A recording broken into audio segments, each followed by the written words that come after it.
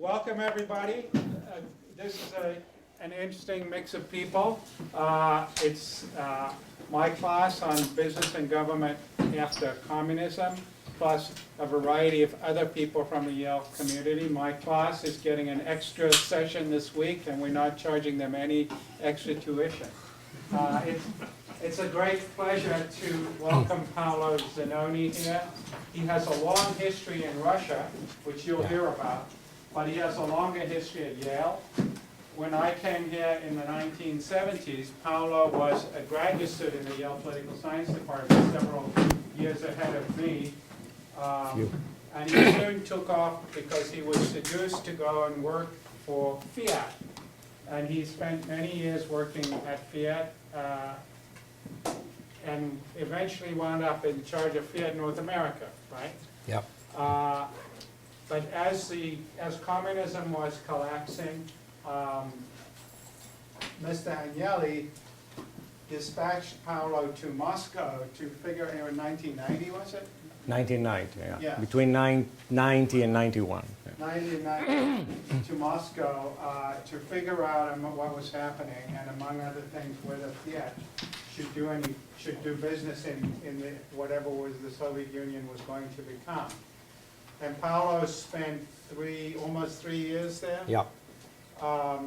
Living through the collapse of the Soviet Union, the attempted coup against Gorbachev, Yeltsin's outlawing the Communist Party of the Soviet Union, and the collapse of the country, during which period he learned a lot about the Soviet Union and the emerging Russian Republic, but also concluded that Fiat should not do business there, and left and went back to Italy for a while, but then decided he was done with the automobile business and was going to go into investment banking. And it wasn't long before he was a partner at Goldman, and spent many years overseeing their Italian investments and other European investments. But in recent years, Goldman had become increasingly concerned with their activities in Russia. And so knowing that Paulo had the history that he did, Mr. Blankfein persuaded you, I guess, twisted your arm, or talked Paulo into going back to Moscow, and he's been there, what, 3 years again? Almost 3 years. Almost 3 years. Persuaded, it's an understatement, it's a British understatement. Yeah. Well, either Moscow or retirement. That's that was the persuasion. but so he really has this unique perspective on what's been going on from the beginning of the modern Russian era to the contemporary period, and he's going to talk to us tonight about privatizations, and he was there from the very early privatizations of the sort described that you guys read about in Bill Browder's book, where you read about them more in Poland, that he was involved in initially, down through one of the more recent privatizations that Goldman has been involved in that he'll talk about. Paulo's going to talk for about a half an hour, and then we will open it up. So Paulo, welcome, and thanks so much for doing it. It's a pleasure.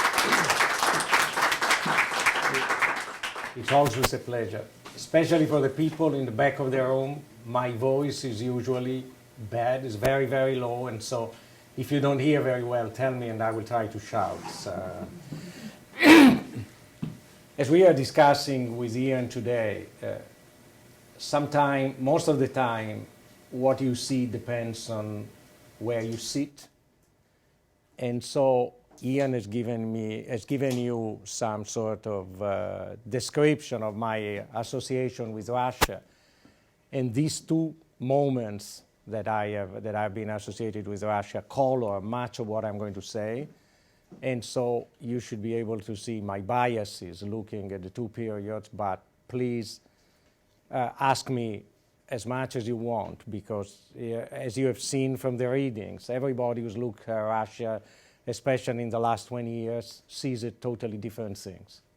Totally different thing. If you take the three If you take the three readings, they are more or less on very similar subject, more or less on very similar period. You would, if it were not on the title, you would not think that it was the same historical period and the same nation. So, and Russia is more true than in any other of any other nation I know of. Now, what I would like to start with is something very, very basic, almost very so basic it's probably not even interesting, but I think it's going to color everything that we are going to see. This is a simple reconstruction of the share of commodities that are found in Russia, which, by the way, spans 8 time zones, the only country on earth that spans 8 time zones. This is going to be key in understanding a lot of the things you have read, and in understanding a lot of the peculiarities of the various types and the various stages of privatization in Russia. It is also very difficult to understand the peculiarities of privatization in Russia if you don't understand a few things about the Soviet Union. Because the Soviet Union was really a totally peculiar system, which we have not seen I think, in any other country. Because I have not done a lot of work with communist countries, at least not with China. I've done some work with Central European communist country, and even if they were aping the Soviet Union to some extent, their system, especially the system of management of the economy, were radically different.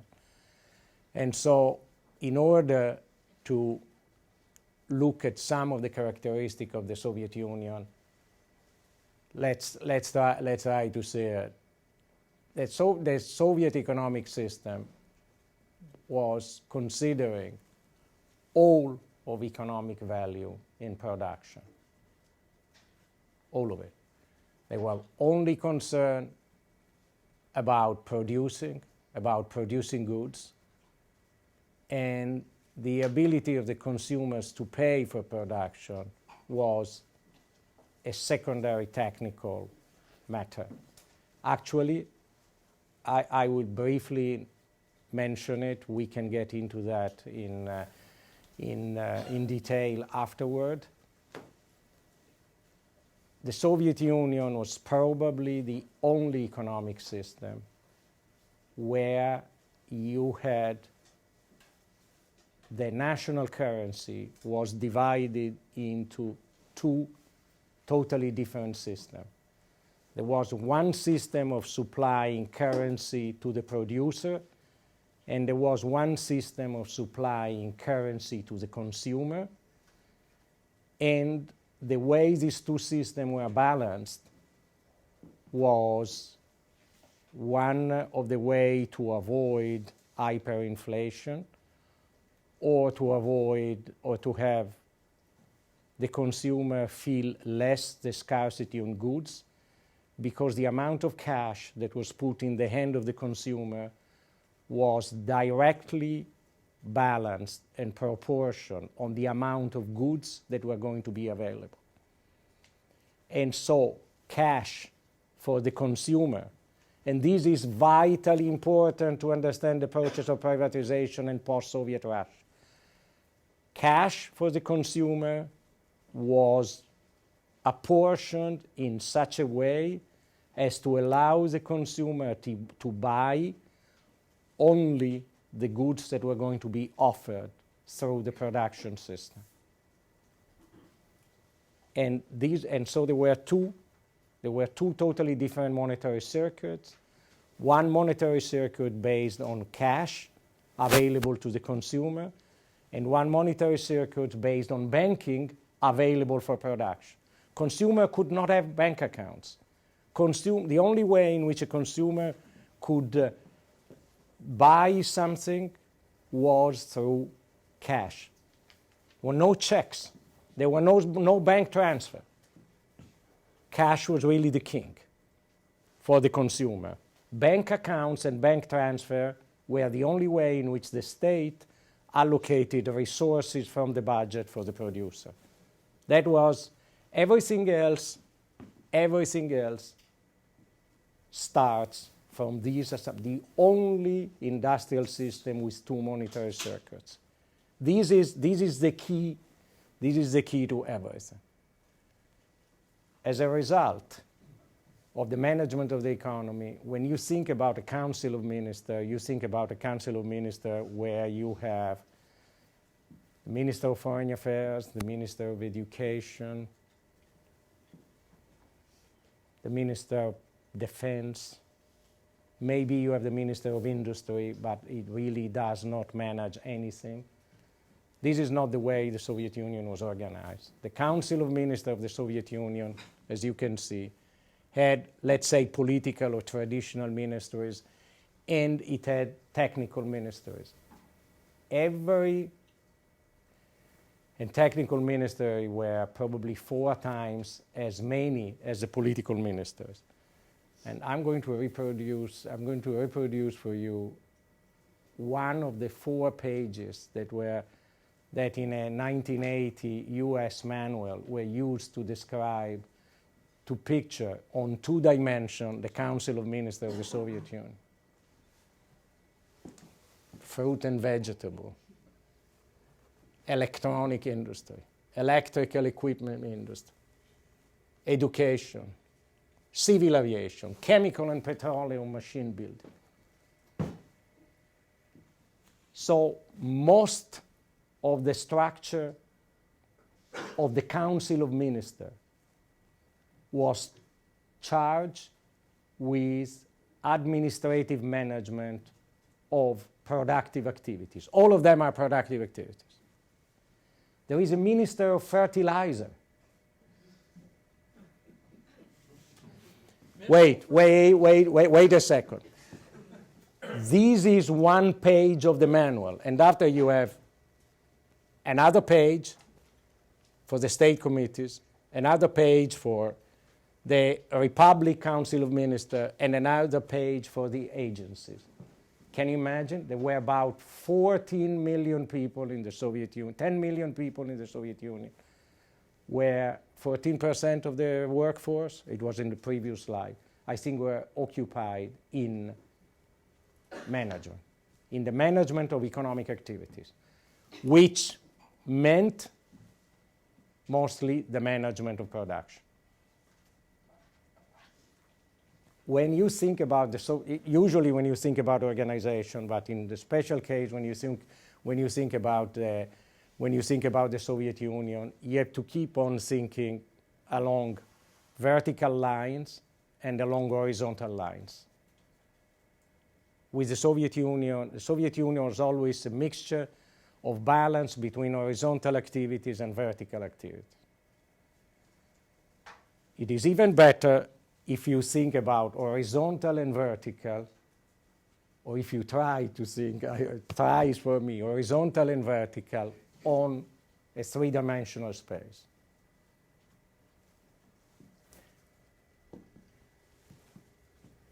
If you think that this is the Soviet Union, each one of these sort of cylinder is the structure of one industry. And this is your vertical space.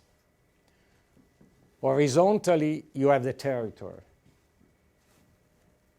And horizontally again, you have the regional state apparatus, the Communist Party apparatus on top of the state apparatus, and after you have the Council of Ministers, and on top of the Council of Ministers, you have the Presidium of the Politburo.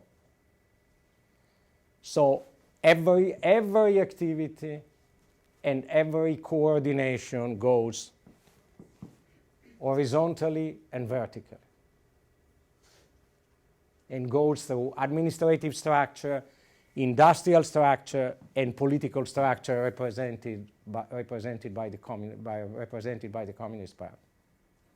If you go back to in your mind, if you go back to our first slide, and you think about the natural resources present in Russia, immediately you can see a very strong identification between the territorial dimension, horizontal, and the vertical dimension, industrial. Because you can localize industry in a lot of places. You have a certain degree of flexibility with almost every type of industry, but when it gets to natural resources, you cannot localize oil where oil is not present.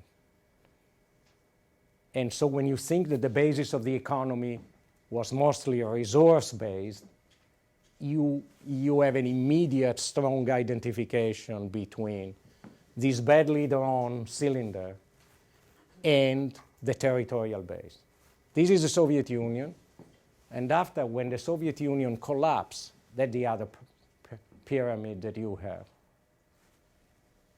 The role of the party gets cancelled because the Communist Party is outlawed by Yeltsin immediately after the attempted coup to Gorbachev, and the Soviet Union collapses, and you have the Russian Republic, which of course had horizontal coordination made by the organs of state that was a lot weaker than the horizontal coordination of the Soviet Union. Because of course the structure of the Soviet Union were much stronger and much more established than the structure of the Republic. And so these cylinders remain very strong, and since it's natural resources industry based on production, they have very strong links with the territory. But the coordination structure of the state is weak, and the coordination structure and the power structure imposed by the Communist Party has disappeared.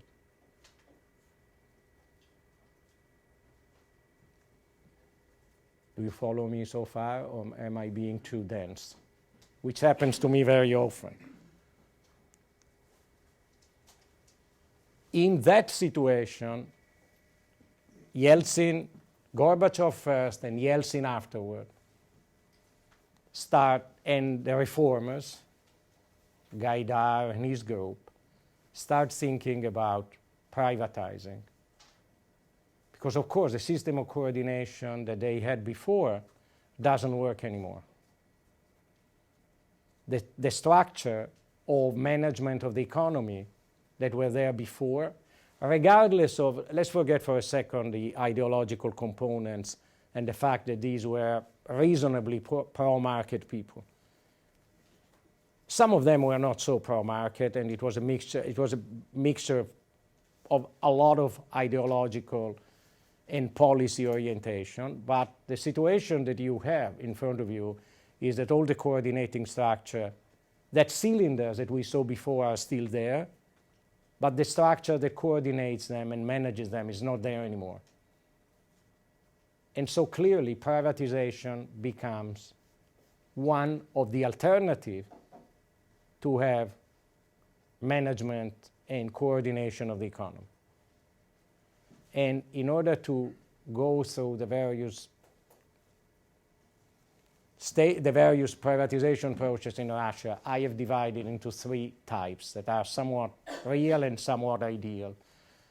The first part is when everything collapses,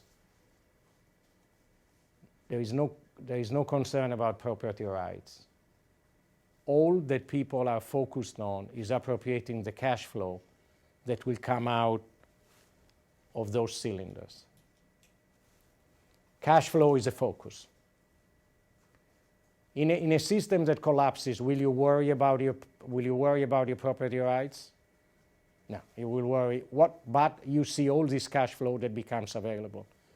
Especially if you go back to the first slide, and if you think that all those commodities have an international market.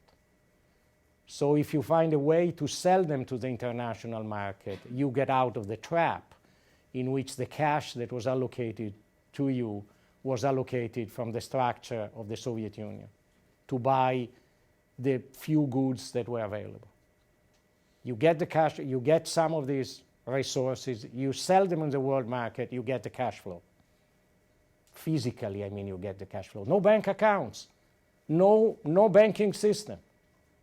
A lot of people are surprised, and I was surprised when I was there, about the economy with the suitcases full of dollars. Think about a system that collapses where there are no bank accounts. Every transaction has been made with cash, and the cash has been rationed. Can you imagine? You can sell a sheet of aluminum, and you get half a suitcase of dollar bills, which, by the way, you can bring into a complacent banking system totally outside the control of anyone. Marvelous. So the first stage of privatization, what gets privatized is only the cash flow. Simple, basic, rational. Afterward, the reformers are able to put two pieces of legislation through the Duma. You've read it. You've read Bill Browder. What is the first piece, the most important piece of legislation? The privatization law. The Voucher privatization law. That's the second piece of legislation. A piece of legislation without which it's difficult to understand what went on was the corporatization law. Soviet Union, since you go back, ministries, party, territorial, there were no corporate entities. There were no corporate entities. If you think about state property into any Western nation, the way it is organized is through corporate entities. The state owns 100% of the shares, 60% of the shares, 30% of the shares, 20% of the shares. There were no corporation in the Soviet Union. So the reformers that were rational, they have the corporatization first, or more or less at the same time, corporatization and privatization through vouchers.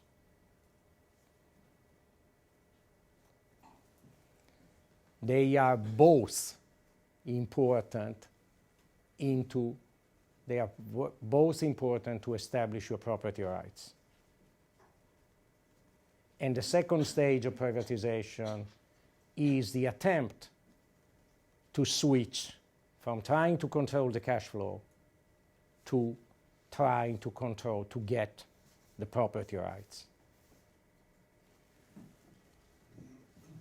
It looks similar, it looks simple, but just to show you how complex it might be, I'm going to give you a very simplified view of one of the Soviet integrated oil company.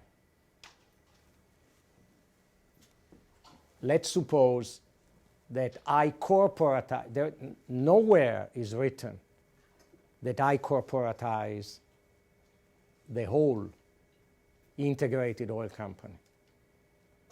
If I act rationally, I can corporatize some of these entities. I can corporatize the production of crude. I can corporatize refining. I can corporatize marketing, and I can corporatize shipping. And if I get my property rights correct, each one of these entities is going to give me property rights that are valuable and a cash flow that is significant. And so with the corporatization, you created a lot of potentially independent and profitable entities where there was a fight for the property rights of these entities. And so the second stage in the privatization is assuming I want to own an integrated oil company, how do I get control of 1, 2, 3, or more of all these stages? Because that's where the big prize is. And so you have the challenges posed by the corporatization and the challenges posed by the voucher system, which is vouchers are going to be distributed. If I have enough vouchers, I get control of the company. But even more interesting, if I get 25% of the vouchers, I can stop anybody else. I can stop anybody else in court. I cannot stop if he comes with guns and if he has more guns than me, or if he is backed by the local police or the federal police. So the really big stage in building the companies that you see today in Russia and the power and the wealth of the oligarch is in this stage. Of course, most of these are people that got control of the cash flow early, but where they built their empires is in this stage. And after, when you have secured property rights into one of these corporate entities, you start trying to acquire through alliances and non-alliances, or coercion, if you can get coercion, or more, if you can have more coercion resources than the other guy, you try to rebuild a complete corporate entity. I put the loan for share scheme in this phase, but that's just because I like it in this phase instead of the first. What was the loan for share scheme? We have seen the collapse. We have seen the collapse of the Soviet Union before.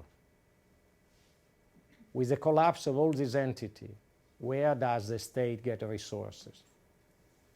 First, you have to think that there were very little taxes being paid in the Soviet Union because the resources were taken through the banking system.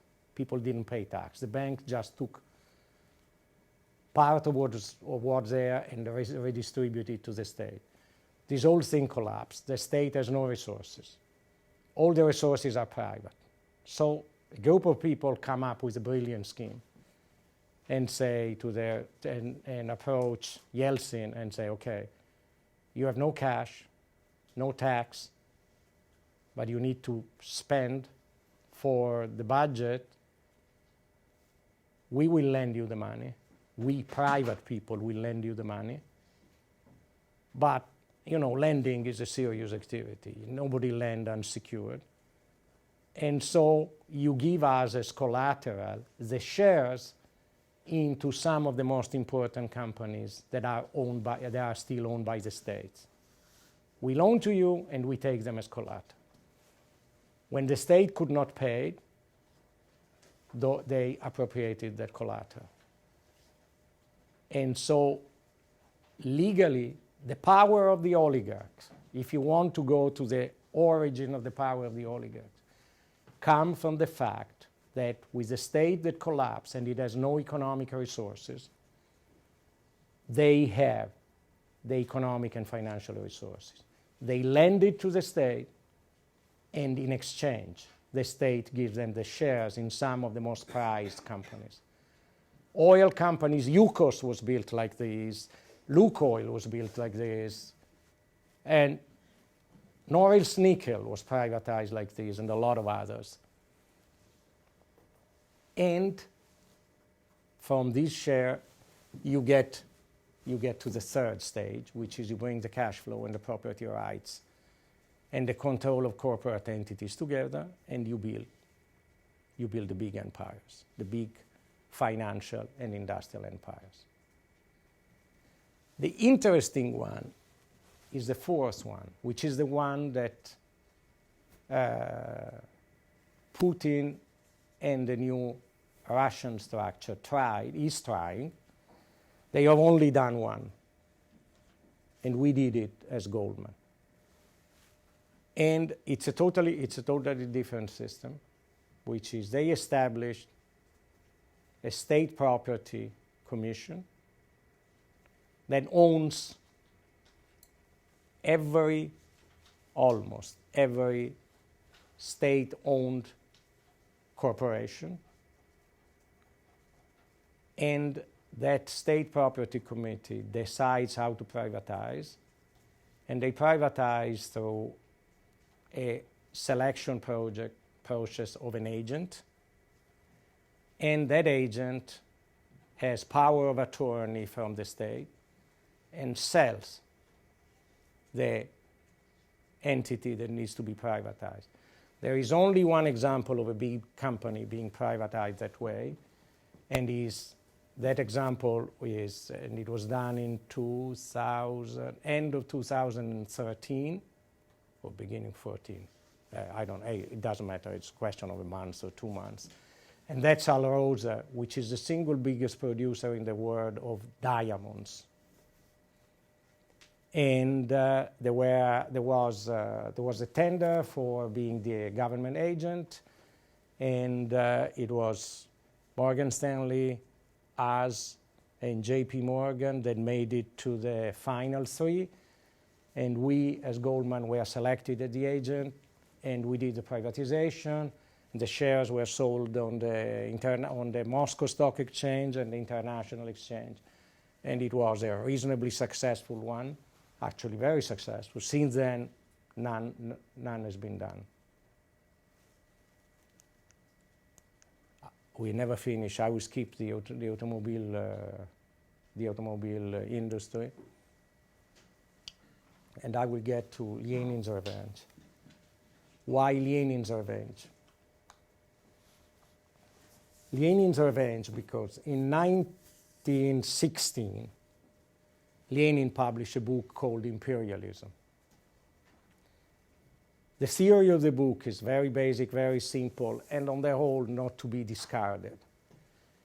And the idea came to Lenin because Lenin was obsessed with the structure of the German banking system, in which the banks were de facto the financier of German industry.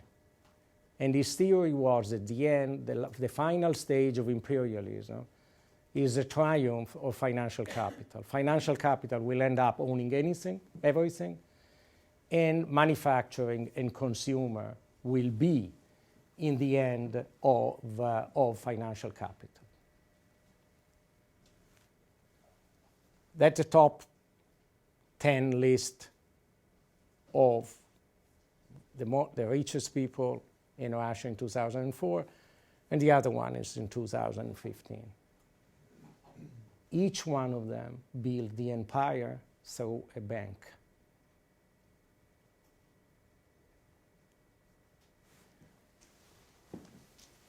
Oil and something else, oil,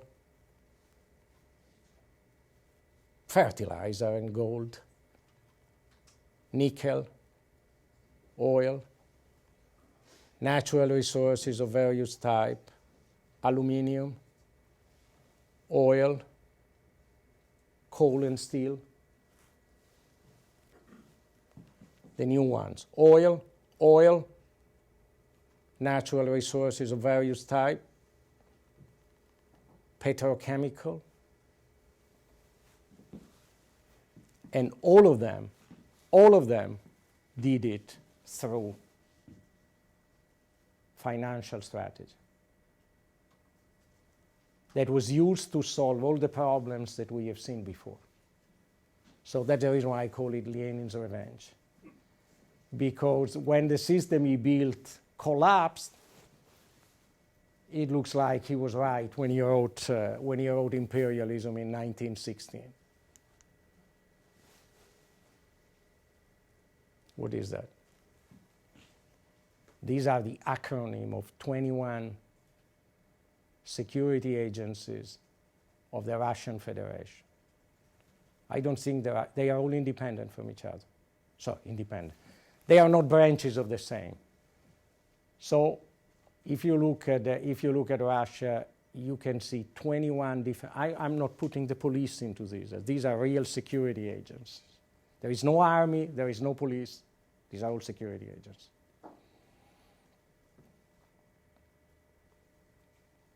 I don't know a lot of other places where you have. I don't think that anybody knows the number of people that work for this. So I'm just putting the number of the.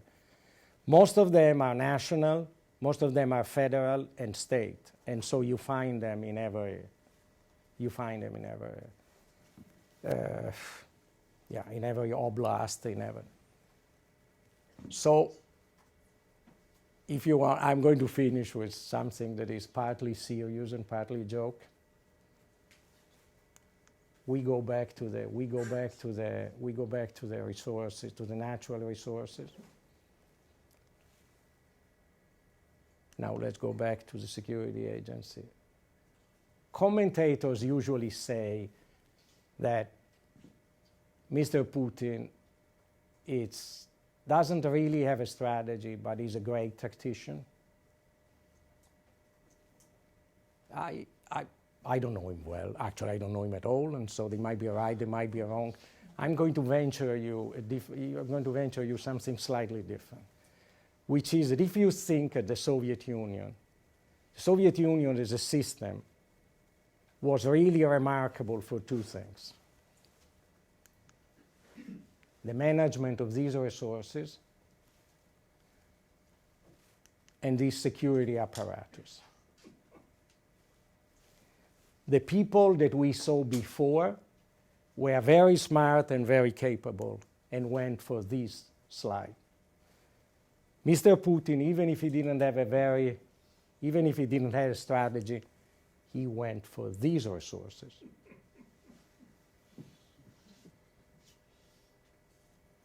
And you know how it ended up.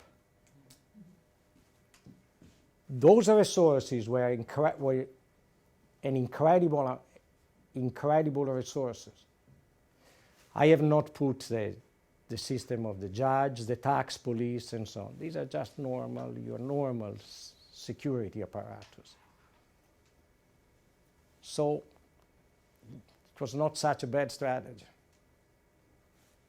Finished. Ask as many questions as you want.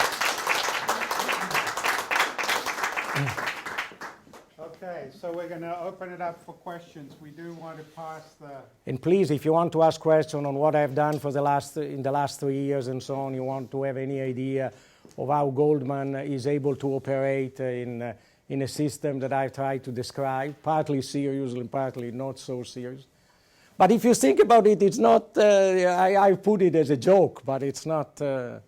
Political scientists will appreciate going for the two different type of resources. Please. So talk into the microphone.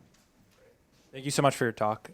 So one of the points that Dewusha brings up in her book is that the initial corruption that occurs during the Yeltsin years is largely overlooked because a lot of people in government thought that a strong state later on could reinforce rule of law and break down this corruption. So I'm wondering if you could speak a little bit about your experience at Goldman with corruption that still exists in the Russian Federation and why people in the state might have had that initial belief that initial corruption could later on be wiped away by strong rule of law.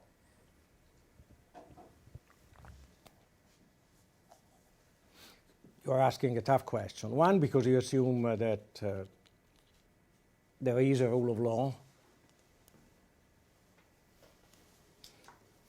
But let's take your question. How do we operate in a system that's supposed to be, or that is, exceedingly corrupt?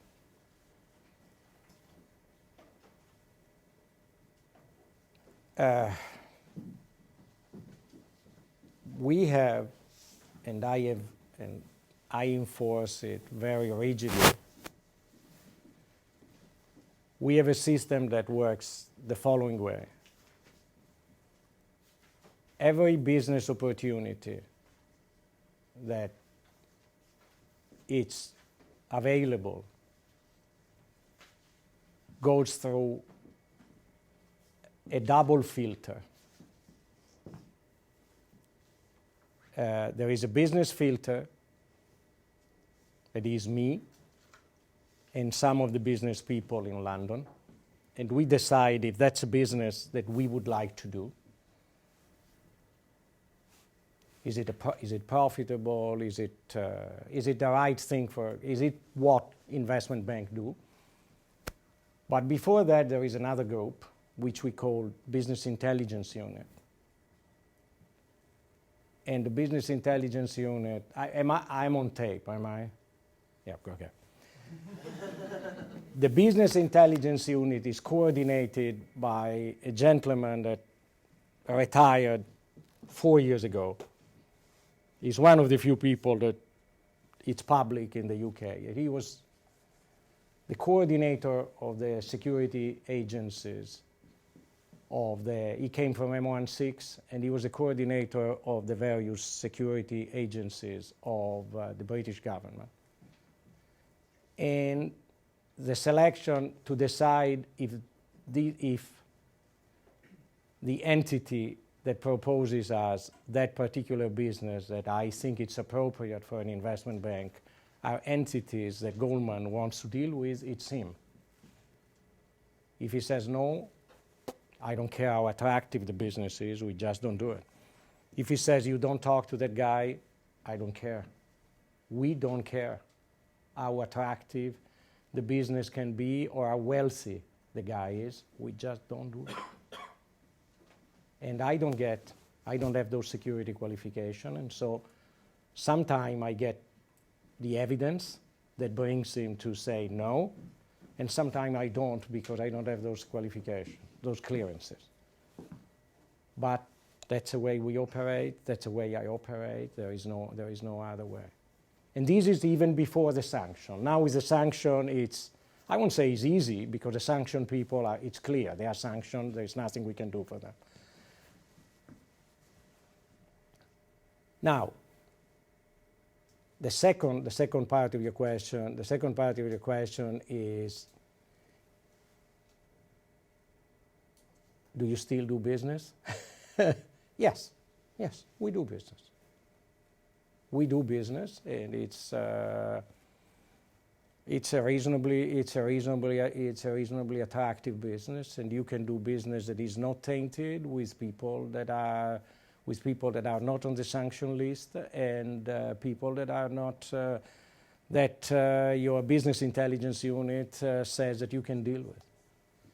Now, the rule of law. I was discussing it today with Doug.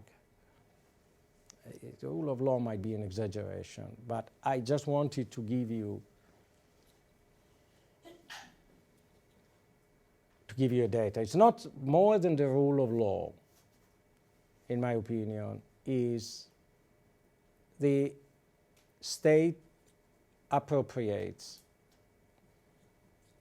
and appropriate is, I don't want to give you a wrong term, that states get control of a large number or a large chunk of their resources that they did not get control in the 90s. The marginal tax rate on oil export, it's depending, let's say that is around 90%. These resources go straight to the state and they feed these 21 entities. And I don't mean feed in the bad sense, in the dovish sense. I don't know. I think it's a great book of investigative journalism, and I think that it's highly likely that she's 98% right. I don't have any, these are facts. I don't deal with these things, so I have no idea.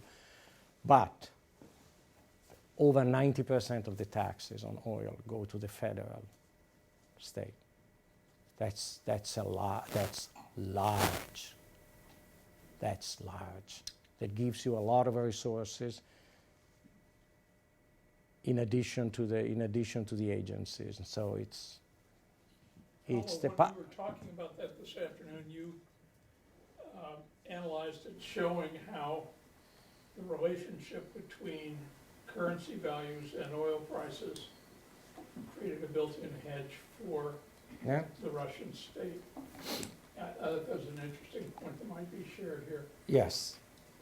See, if you don't look at it very carefully, you will think that what's happening to oil price will create a fiscal crisis for the Russian state.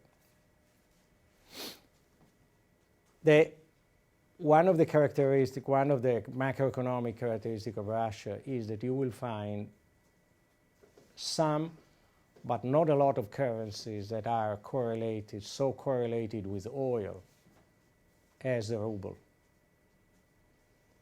And so when oil goes down, the exchange rate ruble dollars goes up. That means you need more rubles to get a dollar. And so the revenues, the amount of revenues, there are two phenomena. One is that the cash flows in ruble that goes to the oil producer, it's not very much reduced. And the revenues in rubles that go to the states are not very much reduced. So, for instance, with oil at $110 a barrel and the ruble at 33 ruble per dollar, it's about indifferent for the producer, and 10% worsening for the state than with oil at 60 and ruble at 57. So that's one of the reasons why the Russian government does not hedge oil prices in order to guarantee the revenues that get to them. If we get to currency, it's a different story. But if you have significant currency reserves, and if you have a currency and most of your costs that are highly correlated with the price of oil, and you have a very progressive system on oil extraction and sale, it's, I won't say indifferent, but it's not so sensitive. The amount of resources that you get on your federal budget, it's protected by the devaluation of the ruble vis-a-vis the dollar. And so you are not your capability, the resources you have are not that sensitive to the price of oil on the world market. Since you were talking about the rule of law issues a minute ago, they've all read the Browder book. Mm-hmm. How does it look to you from your vantage point, his argument? His arguments relate to a period where I didn't operate in Russia, so it's difficult to me to judge on the basis of experience. I would say that it is in line with a lot of stories that I have heard, with a lot of similar stories that I have heard.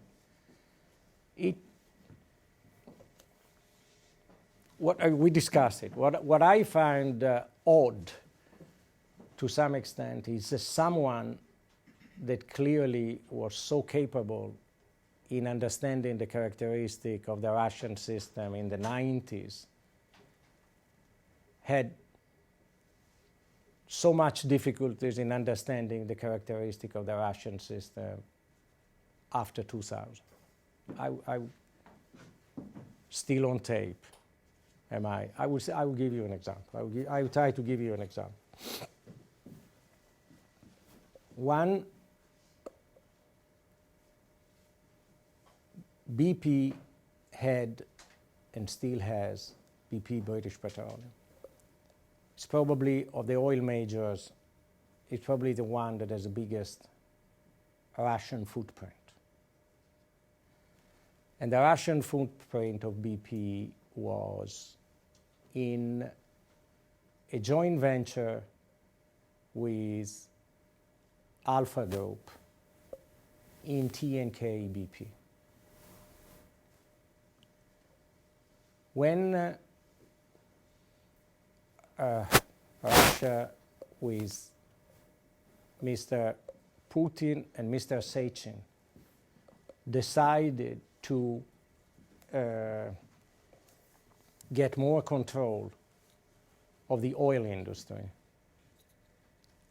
BP and a Russian oligarch that were partner of BP in TNK BP, where they didn't want to sell, but they were asked to sell to Rosneft, the state-owned oil company headed by Mr. Sechin. And which is interesting of the way in which many of these things are done in Russia. The three shareholders of TNK BP were offered, each one of them was offered a different deal. None of this behavior of treating every shareholder on the same basis. The Russian shareholders were offered a lot of cash, and I mean cash. BP was offered some cash and a large chunk of share in Rosneft with 2 board seats. The minority shareholders were offered less than the valuation of number one of the cash given to the Russians and the shares and the exchange of shares given to BP. And everybody around the table, probably with the exception of the small shareholder, understood what the game was and took the deal. I am really surprised that a man that smart did not understand it. That those were the new rules of the game. You don't go to jail, you don't get shot. You are given a significant amount of benefits, but not everything you would like. And you are just asked to, be quiet and toe the line.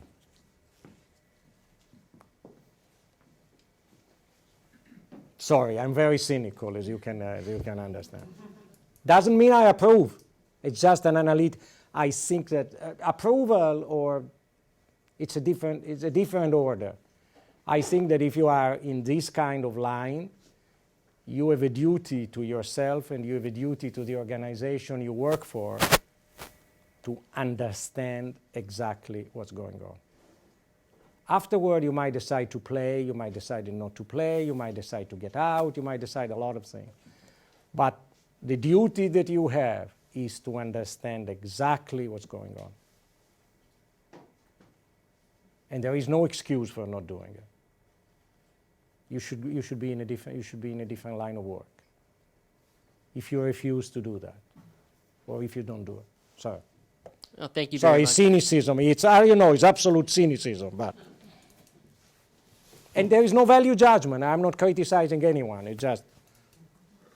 I was also very surprised that Mr. Browder did not learn how to speak Russian, having lived there for 10 years. Neither do I. There's still time? And no, I'm out as of the end of December. No time for me. No time. So just based on your presentation, it seemed to me that once the Soviet Union collapsed, you institute and introduce these drastically new overarching institutions through the voucher program, through the incorporation law, that have never formally existed before. So very few people in the Russian public are going to have any understanding of what you're introducing. And you have this huge information asymmetry where only a very minute group of people who perhaps have had some exposure to the outside financial system, which at that point would probably be former KGB officers who had been allowed to set up bank accounts outside of Russia and had some understanding of how outside economies worked, would have kind of an information advantage. And at least through the Browder book, it seemed like there was very little transparency in the voucher programs, and that there were small minority groups that were able to go and kind of con the voucher system and really not only take over companies, but take over parts of industries or entire industries. So my question really is, if that is the system that essentially has remained in place, where there still is a now large... now it's different. It is different. Now it's different. I think that you are making a very interesting and a very valid point. But I think that you have to distinguish between two different things. One is the availability of those information. One is an information asymmetry. The other is what you are going to be able to do or not to do with the information you have. And the reason why I went to the 4 stages of privatization is that the appropriation of the cash flow, it's not a question of information. It's just a question of the position where you are. I think that everybody would have been looking at a suitcase full of dollars, even if he didn't have any idea of how the capitalist system would work. It is just that some of the 14 million people that were working in that structure has the ability to appropriate the cash flow, and others did not. That, in my opinion, is the defining characteristic more than information asymmetry. So it's more a question of position than of knowing, because the basic thing that you need to know is that is a suitcase full of dollars better than an empty suitcase? But not everybody could get a suitcase of dollars. And it is not a question of KGB or not KGB. Actually, people that got very wealthy in this stage, very few of them are KGB operatives. Very few of them. None of the...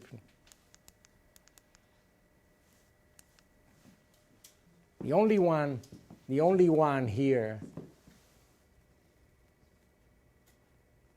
that you could identify to some extent with a public position is this guy. There was a minister in one of the government during the Yeltsin presidency. All the others, none of them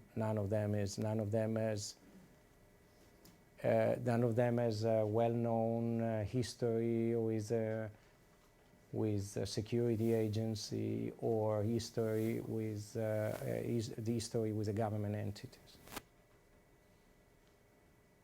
But I take your point on asymmetry. Information asymmetry is more important in the stage afterward, when you get to merging the cash flow and the property rights. That's where, and actually, that's where all of these people got rich by using the banks, and by using a financial structure to build industrial and financial empires. And that was an advantage due to information and understanding of how the world outside Russia worked, and the role of bank, the role of financial engineering, and the fact that you can get control of another entity either by sending thugs with AK-47 or by finding a way to buy 51% of the shares, or 76% of the shares.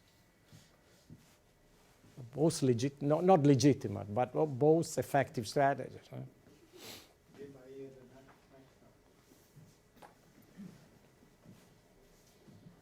I had a question about the Gustafsson reading, which seemed to get across one of the main points that while initially, especially in the early 2000s, a lot of economic leaders thought that Putin was moving towards a more sort of free market system, ultimately, at least by 2005, it became clear that the economics were serving the state, and this doesn't seem to have really changed up until now.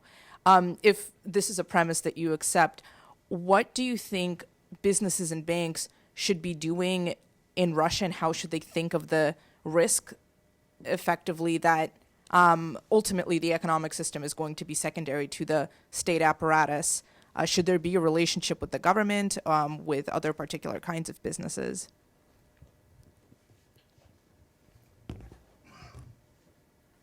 Are you asking me what my philosophy is, or are you asking me how to survive and possibly prosper in Russia? There might be two totally different questions. Well, try them both. Some people have known me for a long time, and so they know what my policy preferences are. 19th century liberal capitalism, 19th century. So 20th century is already polluted by too much state, in my view, and so you get an idea. But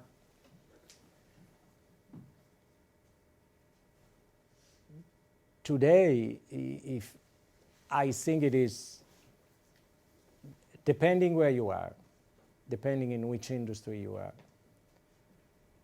but I think that if you are unless if you are in retail, if you are in consumer-oriented goods, I don't think that your relationship with the government, we have to go back to the pyramid. I don't think that your relationship with the government are going to be vital in being a successful entrepreneur. I think you can probably build an advanced distribution system, an advanced system of hypermarkets without having more state intervention than in a lot of other Western European countries. It's not as positive as it sounds, because there are no chains of hypermarkets in Italy or in France, because you will not get the licenses from the regions and the cities, because the voters are small businesses, and so they will not give you a license to open an hypermarket because you are going to put them out of business. So we'll be very careful, but I don't think that in Russia you need to have particular protection from the government to develop a retail strategy. When you get to natural resources and heavy industry, it's a different ballgame. It is a different ballgame. Is it radically different than from other nations that I know of? Qualitatively and quantitatively, yes, it is. It tells you of the 20 people that I put on the one that do not have a good relationship with the government or don't have a great relationship with the government have left. They are still rich, but they are outside. Let me ask you a politics question. One of the things we've been looking at in the course is a relationship between business elites and government. And here I'm thinking particularly of the sanctions around Ukraine, that you have actually the law that Browder was instrumental in getting passed in the US being wheeled out. The Magnitsky, to put sanctions on some of these individual oligarchs as a result of Putin's actions in Ukraine. So it must be individually enormously costly to some of them. Come on. And so how does that play out? Am I on tape again? Huh? Come on. We could turn it off. I would prefer to turn it off. Can we turn off the tape? No, I mean, there are a lot of people making the same argument.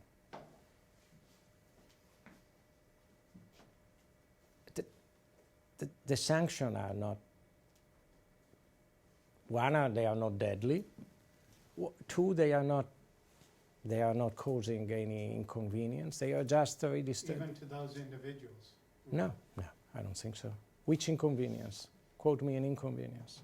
No, I can quote you several inconveniences. It's difficult to come to the United States. That's it. For some of them it was difficult before for different reasons. So it's a matter of degree. What's the inconvenience? You have no Western bank will finance you. Okay, fine. Will Russian banks finance you? Of course, they will finance you even at better terms.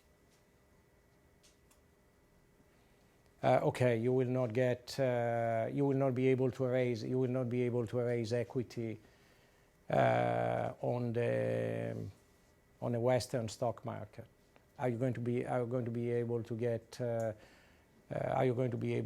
a reasonably, if you are well diversified, are you going to be able to have good infrastructure project within the Russian Federation that is going to be significantly profitable? Yes, you are. So it's just a different distribution of benefits. Sorry, but I'm very cynical, as you can get. So. Take the mic. My question about financial reporting and financial transparency. The concept of corporate reporting was, of course, non-existent in '92, and then they started to worry about tax reporting in '98, et cetera. And now we're at a point where supposedly the IFRS is, the accounting rules are selectively adopted, and we have auditors, but one gets a sense oftentimes that even with that, the investment decisions and the lending decisions are not really based on these reports, which are maybe not worth the paper they're printed on. And everything is still kind of nudge, nudge, wink, wink. What other information do you know? Who do you know, et cetera? So are we finally at a point where Russia's financial reporting has an actual valid role comparable to elsewhere? Does Goldman Sachs perspective or personal perspective or kind of whatever? Is it the same it is in the United States? No. Is it better than it was before? Yes. So one of the things that you learn in Russia, unfortunately, is that it's up and down all the time. That you are faced with a reality that will positively surprise you one day on one aspect and will turn out to be, or another aspect will turn out to be deadly or horrible or unpleasant the day after, or another aspect of the same phenomenon. No, I mean, I think that on reporting, on financial reporting, they have done incredibly. They have moved. I mean, almost every big company now has financial reporting done by E&Y and that are, I think, on the whole accurate and reliable. Now, do they have access to lending from a Russian bank, which is totally different and totally more favorable than the one that they will have from international bank? Yes, they do. But you have both things at the same. You have both things in the same at the same time or at different times.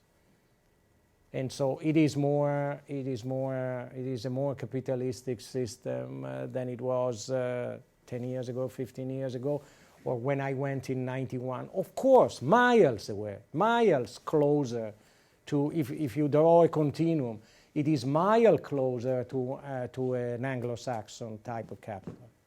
Miles.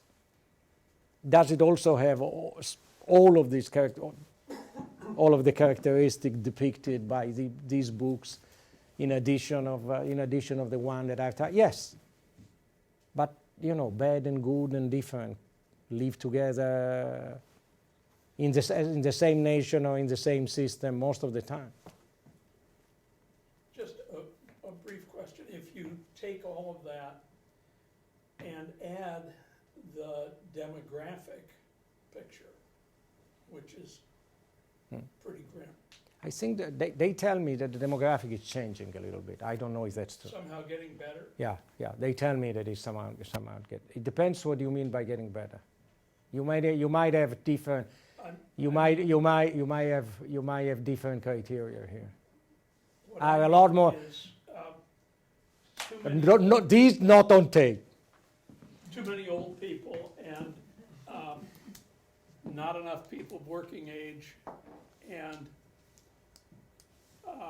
will you consider more people working age a benefit if they come from Dagestan and Chechnya or not? That's a question for you to answer. For me, it doesn't make any difference. For Mr. Putin, probably does. Anyway, sorry, am I on tape?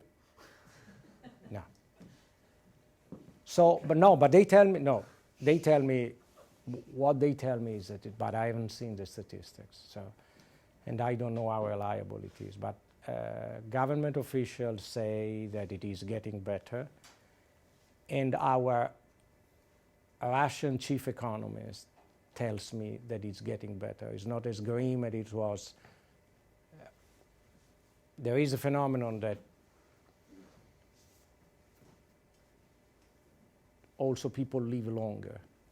And so you really have to delve into very complicated statistics because it's, the age, the life expectancy until a few years ago was very low, and now the life expectancy is significantly higher, and so that has, of course, one impact, and the birth rate. But they tell me that the birth rate is growing, but I cannot tell you if it is true.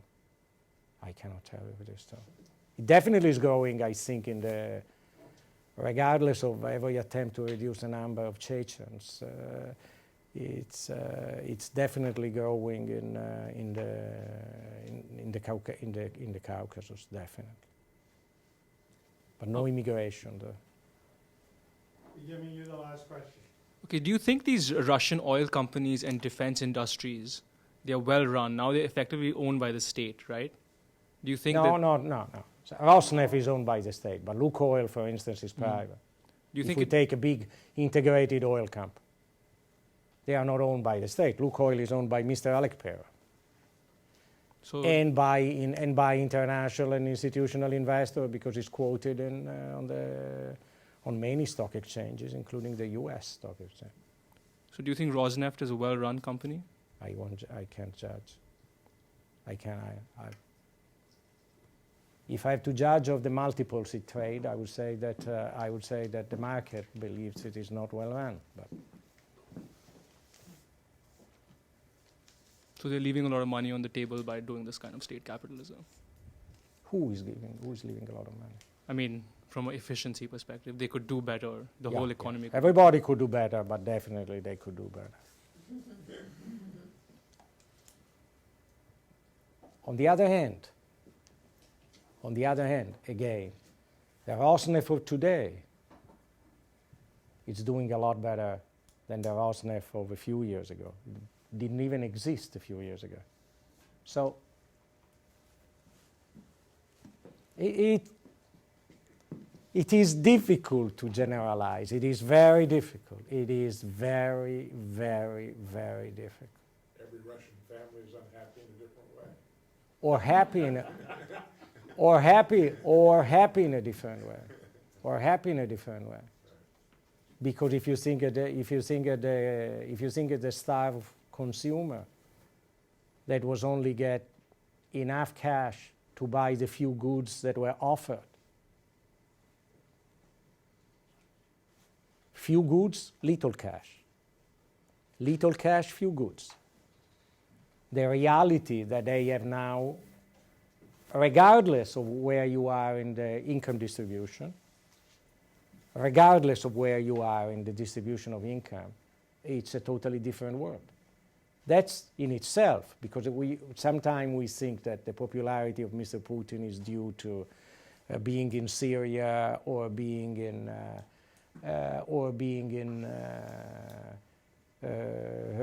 Ukraine. But if you had been in Moscow, and I went there in 1991 because I couldn't go before, because the West didn't want me to go there. And I don't think they would have given me a visa, but definitely the West didn't want me to go there. There was not one shop. There was not one light. It was dark at 2:30 in February because they still had the Soviet time zone in which, to make Russia more distant from the West, there was 1 more hour difference, which didn't exist in physics, but it existed. It existed on the clock, or at least on the Soviet clock. You could not buy anything because of the two monetary system. If you go to Moscow now, which is not a paradise, and in fact I want to get out, but restaurants, Prada, libraries, movies, reasonably free, not free, but reasonably available internet, except that if you try to get on some sites, it gets a lot slower. Even in my apartment, it gets a lot slower than on others, or a lot slower than in the West. It's different, and people believe they are living a lot better. Well, Paulo, thank you very much for doing this. Sorry. It's difficult.